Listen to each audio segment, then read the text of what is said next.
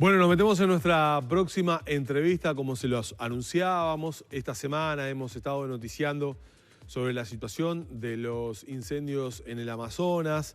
Ya van casi 20 días prácticamente de incendios forestales de gran envergadura. Estos hechos han causado, evidentemente, y han generado diversas repercusiones en todo el mundo. Ayer le dábamos cuenta que el presidente Jair Bolsonaro culpaba o responsabilizaba a organizaciones no gubernamentales como las responsables de estos incendios sin poder probarlo. Por otro lado, se han reclamado mejores y mayores políticas ambientales que están afectando evidentemente esta situación. Para entender un poco más sobre este tema, hemos invitado esta mañana a Eduardo Udinas, que es investigador del Centro Latinoamericano de Ecología Social y experto en temas ambientales. Buenos días. Buenos días, gracias por la invitación. Gracias a usted por acompañarnos. Bueno, lo primero es saber qué repercusiones tendrá esto desde el punto de vista medioambiental ante una tragedia realmente.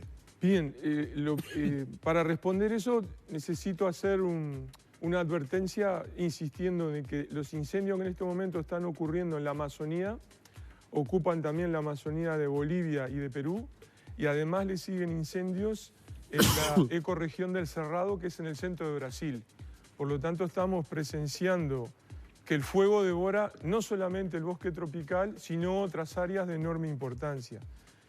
Entonces, ahí puedo sí responder que las consecuencias desde el punto de vista ecológico son dramáticas, catastróficas. Esto ocurre todos los años. En este momento es de mayor intensidad y hay una coincidencia.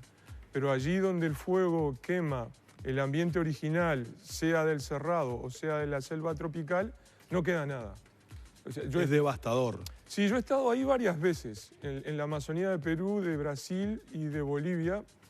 Y en la estación seca, que es este momento, en los lugares del incendio, primero, es difícil caminar en el campo porque es peligroso, porque no sabe dónde queda o no brasas encendidas, puede haber enramada que ocultan pozos, etc. Hay mucho humo, es muy difícil respirar, y uno camina por esos paisajes y ve los troncos de los árboles humeando, ve toda la enramada, la vegetación densa reducida a cenizas, y cada pocos metros hay el cadáver de algún animal calcinado. Entonces es una situación espantosa. ¿Cuán grave es con respecto a lo que sucede otros años en esta etapa de seca? No, no es más grave. Es más, lo más grave está por venir. Estamos al inicio de la estación de quemas. Lo que sucede, aparentemente, es que un grupo de fazendeiros, hacendados brasileños del centro de la Amazonía, en el pueblo que se llamaba Nuevo Progreso, en una reacción contra el gobierno de Bolsonaro, aún más a la derecha que el gobierno de Bolsonaro, reclamaban mayores libertades para ponerle fuego a la mata, como dicen ellos, para liberarla para la ganadería. Y decidieron coordinar los fuegos el 10 de agosto y nombraron ese día como el Día del Fuego, o Día do Fogo. Entonces lo que sucedió es que simultáneamente parecería comenzó la época de quemas para liberar tierras, más o menos coordinadamente en muchos lugares. A esto se unió una circunstancia climática, es que el humo llegó a Sao Paulo y a otras ciudades de la costa atlántica de Brasil. Entonces, mucha de esa gente que en las grandes ciudades brasileñas creen que la Amazonía es como en otro planeta, no le presta atención, repentinamente vieron de que lo que sucedía en su propio territorio los terminaba afectando. Es difícil ponerle la medida a esto, ¿no? Porque por un lado trascendieron imágenes que no eran de lo que está sucediendo en estos momentos, ¿no? Como que hay una intencionalidad de castigarnos o de generar alarma con lo que está pasando. Y por otro lado tenemos al presidente de Brasil, que acusa a ONGs ambientalistas de ser las generadoras de esto como para desestabilizar su gobierno. Sí, vi las imágenes que hizo AFP de las imágenes que eran falsas, pero eran incendios anteriores. Entonces, digamos, del punto de vista del mensaje... De 2011. Falsas, pero no tanto, entonces. Claro, la imagen que transmite es de la situación que allí se vive.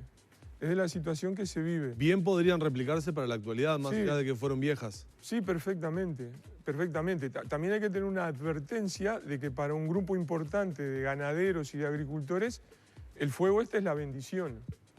porque ellos liberan así tierra para poder hacer sus cultivos o ingresar con el ganado. ¿Están habilitados para hacerlo o lo hacen en forma arbitraria? Bueno, eso es parte de la nebulosa de lo que sucede en Brasil, en Perú y en Bolivia, porque la deforestación está asociada a estas quemas, son como hermanas. Entonces, en muchos casos no hay permisos para seguir deforestando, pero hago el incendio en el terreno de al lado. Entonces, el fuego va como comiendo, como un Pac-Man, se va comiendo la floresta amazónica y una vez que ya se prendió fuego, eso es irrecuperable en décadas. Eso le quería preguntar. Esto que se está destruyendo, esto que estamos viendo en las imágenes, ¿en algún momento se revierte o es irrecuperable? No, porque quedan esos territorios asociados a la ganadería especialmente. Si yo quisiera recuperar la floresta nativa, los estudios que hay demostrarían que para tener algo parecido a esa floresta nativa tiene que pasar por lo menos 20 años. Entonces, las consecuencias son dramáticas especialmente para las áreas protegidas, parques nacionales que hay en la Amazonía, y también son dramáticas para los indígenas, porque el indígena vive en equilibrio con esa Amazonía. Entonces, como que tú le prendas fuego a su casa. Claro. O sea, ustedes están dando la noticia recién del Parque Posadas. Imaginen que el Parque Posadas es la Amazonía. Entonces llegan unos colonos recién llegados de otro lugar de Brasil y le prenden fuego a todo Parque Posadas para que se vaya la gente, los animales, las plantas. Y eso es lo que sucede. O sea, esa es la teoría, porque digo, se han especulado y muchas cosas con la razón de los incendios. Entonces, la teoría es esa más firme, que son los grandes hacendados que llevan estas prácticas casi que al límite y pasando el límite. No son teorías, está la evidencia. Es la evidencia. Más del 80% de los incendios en la última estación fueron en predios privados, y más del 80% también están asociados a la expansión ganadera. El término gran hacendado depende del lugar, del sitio. En general yo creo que es más acertado decir que son colonos. Colonos asentados en esos lugares. Claro, que son nuevos, y es todo un combo, porque ¿por qué van a la Amazonía?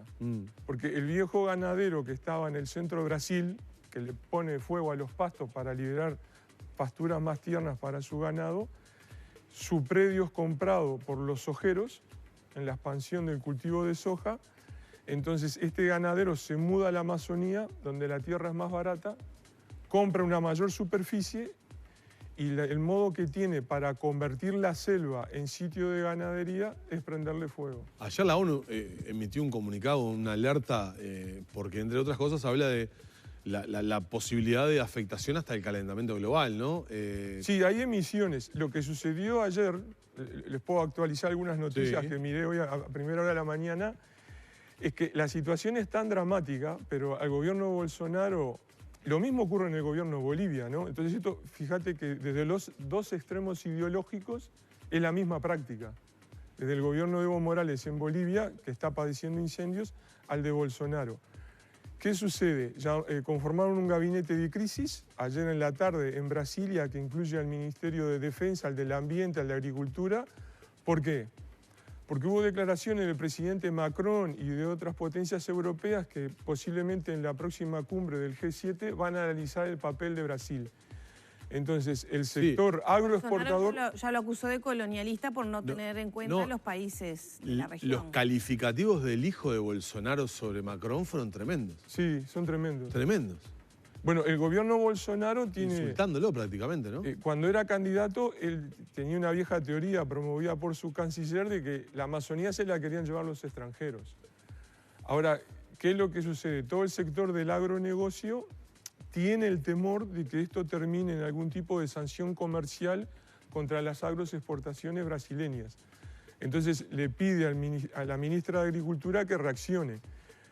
Pero lo que yo quisiera transmitirle a los televidentes es que todo está tan corrido en un extremo tan reaccionario que la ministra de Agricultura es llamada la dama del veneno por su firme y férrea apoyo a los agroquímicos, a los agrotóxicos. Ese es el apodo que tiene.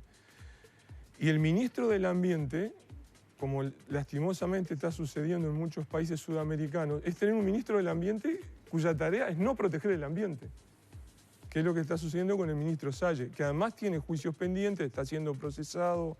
Es una situación muy compleja desde el punto de vista político. ¿Qué sería lo ideal? Porque hablamos de incendios, en este caso son provocados, pero probablemente también es un proceso natural de esas zonas que en el periodo de seca se incendien con... No estos bosques. No estos bosques. No, los bosques del norte, por ejemplo, los que uno ve de las películas de Estados Unidos y Canadá, son bosques que naturalmente tienen que pasar por un incendio, por ejemplo, para liberar sus semillas, renovar la vegetación, etc. En el bosque tropical, en la Amazonía, no hay evidencia de eso. No se necesita. No porque funciona distinto. Funciona distinto. Ahora, ¿qué sucede? Desde tiempos seguramente precoloniales, los grupos indígenas hacían su chacrita prendiendo fuego. Pero eso era una actividad tradicional de muy baja escala. Y controlada.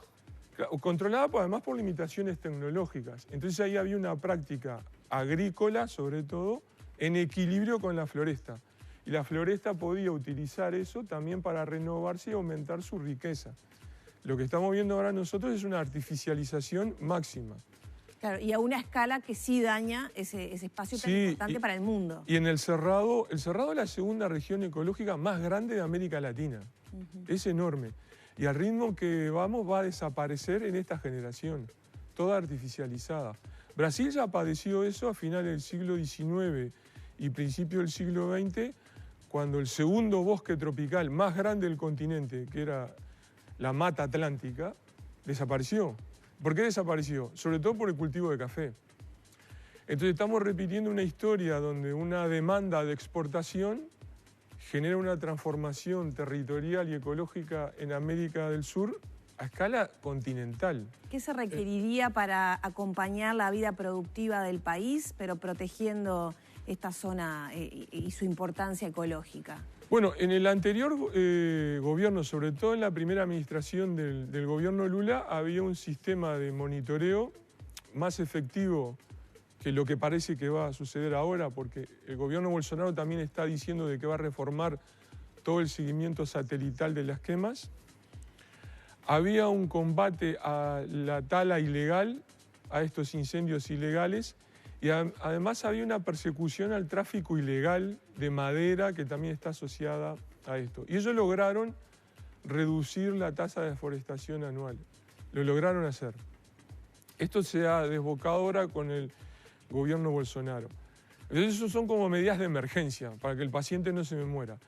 Las medidas de fondo pasan por repensar las estrategias agropecuarias del continente. Porque si el continente sigue enfocado en la idea de vender monocultivos, por ejemplo soja, para China y otros países, son tantos chinos, que no hay continente que eso lo soporte. Eduardo, ¿cómo puede repercutir esto en Uruguay? ¿Cómo nos puede repercutir a nosotros esto que está pasando? Porque tal vez muchas veces pensamos, bueno, está lejos. Sí.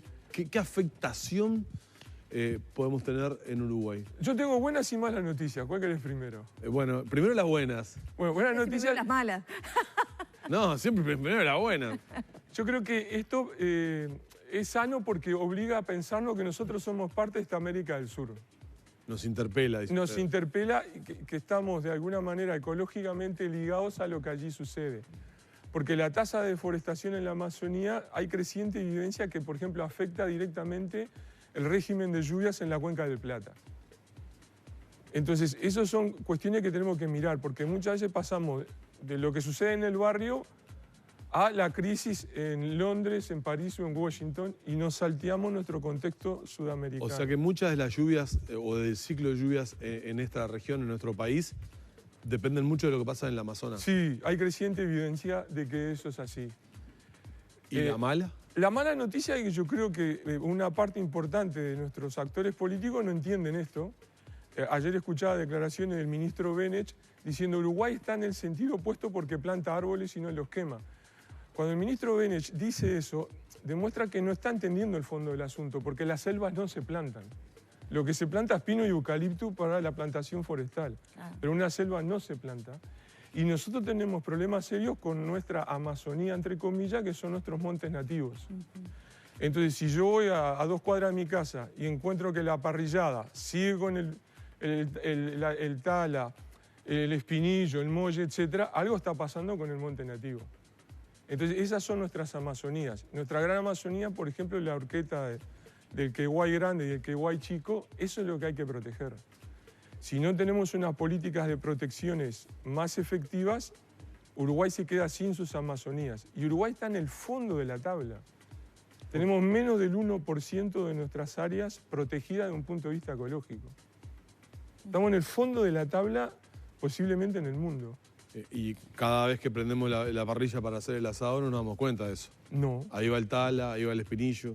No, y además un discurso, por ejemplo, del sector agropecuario, también de nuestras autoridades, que es parecido al de la ministra esta de Bolsonaro. Porque acá han dicho, por ejemplo, que los agroquímicos como el glifosato es como la aspirina.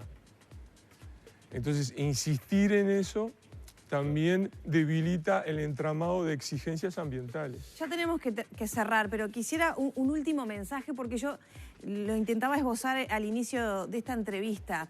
Veo como un mea culpa de la gente común y corriente, como uno, capaz que no entiende demasiado, que capaz que hago uso y abuso del plástico, por ejemplo, y después me pongo imágenes y digo, el mundo se acaba, qué horrible, Sí. ¿no?